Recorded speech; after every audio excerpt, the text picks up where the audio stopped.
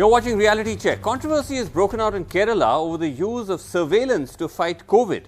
The state government has given the police the green signal to trace call records of patients and those they've come in contact with. The police are using a mix of tracing call records and, as can be seen in these visuals filmed by our colleague Sneha Koshi, they're also going door to door in Kerala, as well as sending the GPS location of positive cases back to a control room. Now, a Kerala government circular accessed by NDTV dated 29 June indicates that the surveillance is at least a month and a half old, if not more. The circular issued by the state IT department asks for the protection of the sensitive data and asks for the data to be stored in a secure environment. It cites the sections of the law under the IT and Telegraph Act under which the data is being obtained. But Kerala's opposition leader Ramesh Chennithala has alleged that the use of call detailed records for contact tracing violates constitutional rights. This debate is not unique to Kerala. Across India and indeed worldwide, there are deep concerns over the state using the fight against the pandemic to expand its powers of surveillance. During the Tabligh Jamaat episode, for instance, it was believed that the centre was monitoring call records of hundreds of those linked to the Tabligh event, sharing those details with the police forces of respective states to where individuals linked to those numbers had travelled. Here, for instance, are phone records shared with the police in Assam. At least 15 pages of numbers, names and addresses of those linked to the Tabligh event. We've of course redacted all the sensitive details. There are more examples across the country. Telangana, where local intelligence sleuths have analyzed the CDR or call data records of COVID-19 positive patients. In Chandigarh, the police's cyber cell has a certain travel history through call records and tower locations. In Punjab, the call records and GPS is being used to trace contacts of COVID patients. In Karnataka, State Health Department and the police are tracing call records of at-risk individuals. In Tamil Nadu, the Chennai is tracing the contacts of at-risk individuals, again using call records. And in Maharashtra, the Pune police is using technology to trace criminals to trace at-risk individuals. Police call the technology Facility for Accelerated Contact Tracing, or FACT. All right, joining us tonight, let me just start with the DGP of Kerala, Loknath Behera, is on the show with us. We also have Vikram Singh, former DGP Uttar Pradesh. We have Apar Gupta, lawyer and executive director, Internet Freedom Foundation. Sean Martin, co-founder of Digital Public and senior fellow at the Center for International Governance Innovation. And also Shama Mohammed, spokesperson of the Congress. Mr. Behera, how would you respond to the allegations that have been made, particularly by the opposition in the state, that despite the fact that you claim you're going by the rule book, that this kind of contact tracing is worrisome, it invades the privacy of those that are being traced and surveilled? Well, Srinivasan, after a long time, I'm just chatting you over the platform. Yes. Said we have a very good track record of rights.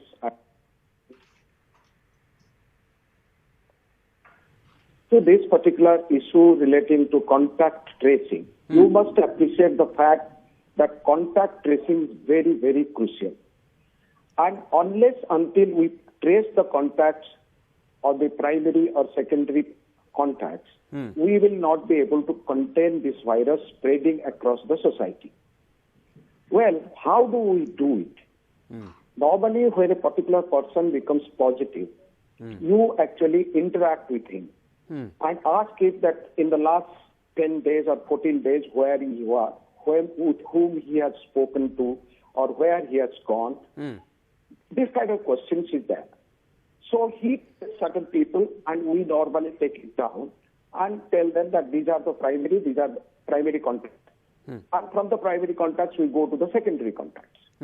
Now, what happens is that many a times, we were doing it actually from the beginning, actually when it started, from, you can say, March 25th onwards.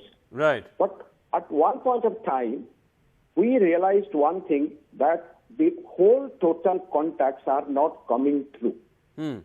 Maybe that it is not actually mollified on the part of the positive patient. Right. He might be forgetting things. He might not have been, if you ask me in last 14 days whom I have met, I may not be able to tell you immediately. So what happens is that we found, if we give the tower locations, we are not concerned about the call details in the CDR. Okay. You must appreciate a fact that in the CDR, Yes. there is actually tower location. Okay. In India, was like in the West. Okay. So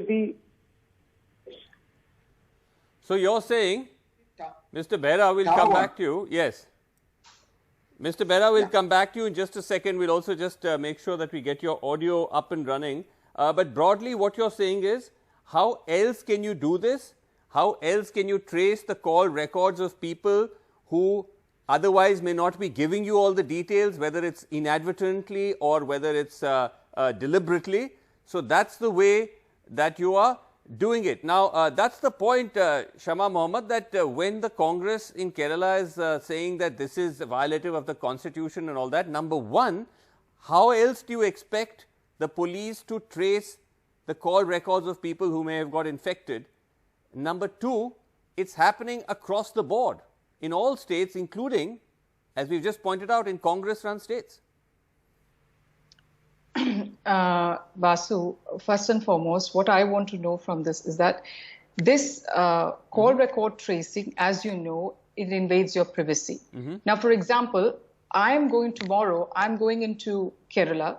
They would test me when I arrive in Kerala. I could be COVID positive. I'm from the opposition. How do I know what they're going to be tracing? What in the call records? We know this chief minister is going through a very, very difficult time, in the sense is he has very strong allegations against him in the gold smuggling case. How do we know his ministers have very strong allegations against them? His principal secretary has been questioned 48 hours by the NIA. How do we know that these call records cannot be used to find out what else is happening and to threaten people or whatever, to find out, to get the better of it and to be on a defensive way? We know this chief minister is very, very authoritative, and it's a very well-known fact in Kerala. And of course, we have the Right to Privacy Act, which came out in 2017. Yes. It was a nine-bench judgment in which they clearly says that all states, it's a fundamental. Of course, but Shama Mohammed, as I said, even Congress-run states, Shama Mohammed, even Punjab, for example, Congress-run state is doing the same thing. It's also doing police-driven surveillance, call data records. See, I know for certain that this is happening in Kerala, and you are telling me now that they are doing. But I do not know about it. I haven't heard about it. But well, what I know in Kerala, when Kerala, it is happening. And here we have a chief minister. We have a chief minister who has very strong allegations against him. And it is blatant. It is blatant violation. It is a blatant violation. Okay, let's get in all fairness. Can I finish? It's a blatant violation and abuse of power. Okay, you made the point. You made the point. Allow me to move on. Allow me to, before I go to the rest of the panel, to get a response from Mr. Behra. Behra Saab, were you able to?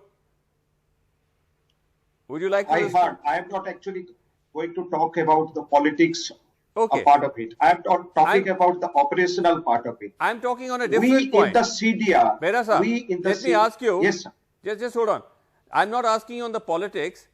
I am just asking you, is there a worry of a scope of misuse of data that you are collecting? No. We are taking the CDRs of the positive patients. And we are only looking into the tower locations. Their conversation part, we are least bothered. And after the tower locations are being actually fixed it up, we have a protocol to destroy that. Destroy all these actually CDRs. Okay, so you are just I'll come back to you, Shama. Apar Gupta, just a second, Shama, just a second. One point I want to put. Yeah, I'll come to you in a second. Apar Gupta, just a second. Shama Mohammed. Just a second. We don't want to make it just two-way street because we have others. Apar Gupta, now the laws in India, as you know, the Telegraph Act and the IT Act, which is being used by the Kerala government, allows you to intercept messages in the case of a public emergency with certain riders and caveats. So, what's the problem then with what Kerala is doing? So, the first problem is that it's not centered like a public healthcare response, because the learned gentleman on your show happens to be a police officer rather than the functionary from the public health department or the health secretary. And we've seen this across India, where the police departments have been leaned on very heavily in contact tracing as opposed to a public health infrastructure which is largely absent. That's one.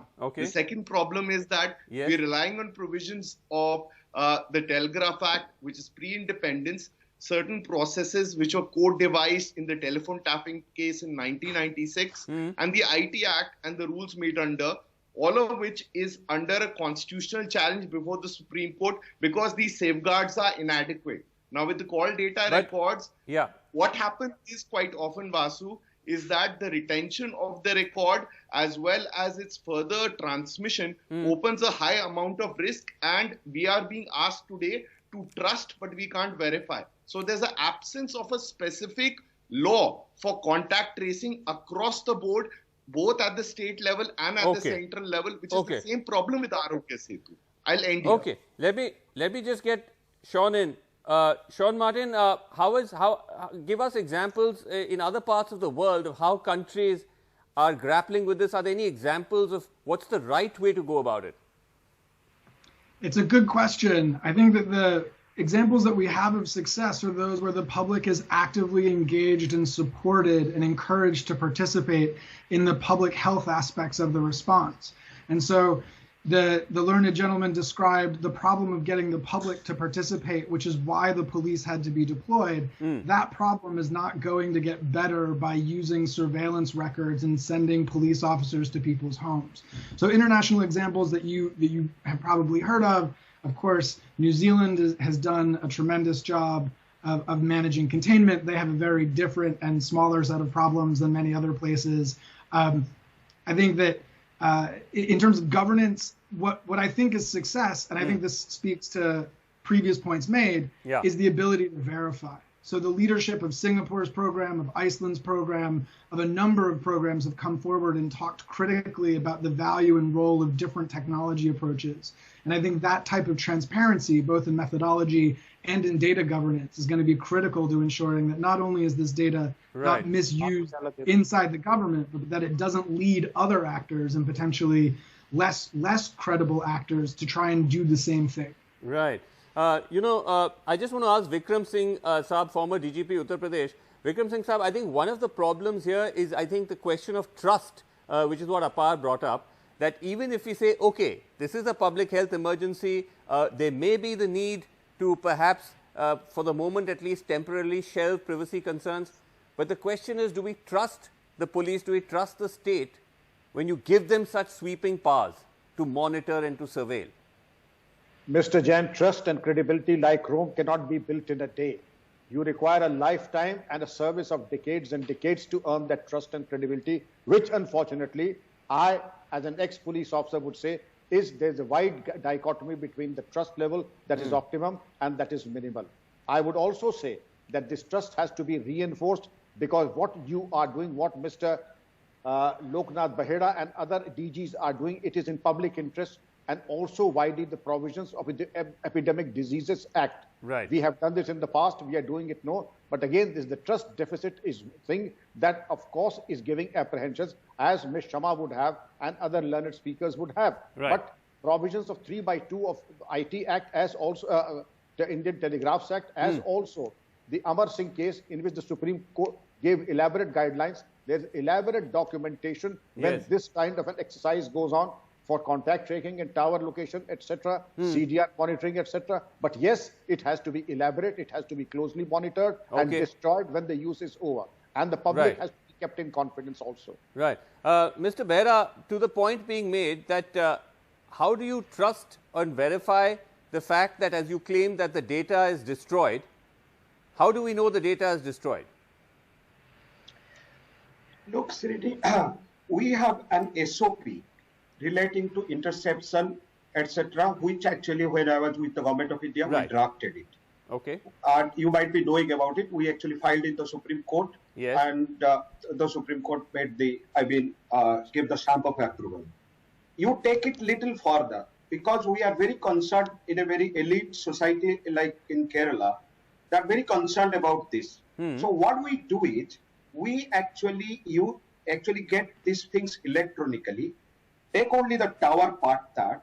The other part, after immediately the contact is closed, once we send and trace it, it is actually sent to the superintendent of police and it is destroyed. It has to be destroyed. But how does that? How can one verify that? How does one verify that it's destroyed for the public? How will we know? We just have to It's trust. a matter of trust. You can't actually say, for example, in the interception regime, Yes. we are also directed to destroy whatever is not required. We Okay. destroy it. We don't tell the public that we have destroyed it. It is there in the actually SOP. All right. Fair enough. Yes, Shama Mohammed. Yeah, 2-3 things. I just want to know from Mr. Bera, who gave you the authorization? Was it the Home Secretary? Because we know what has happened with the case of the Principal Secretary now. So when there is such an important case going on, of course, I want him to tell me on live television if the Home Secretary gave him the permission. Number 2, there is also the sprinkler case where data was collected and the security of the data we all knew was going to elsewhere from Kerala. And the Chief Minister constituted a 2-member committee to investigate that. Okay, let him respond. Of that committee, one person resigned.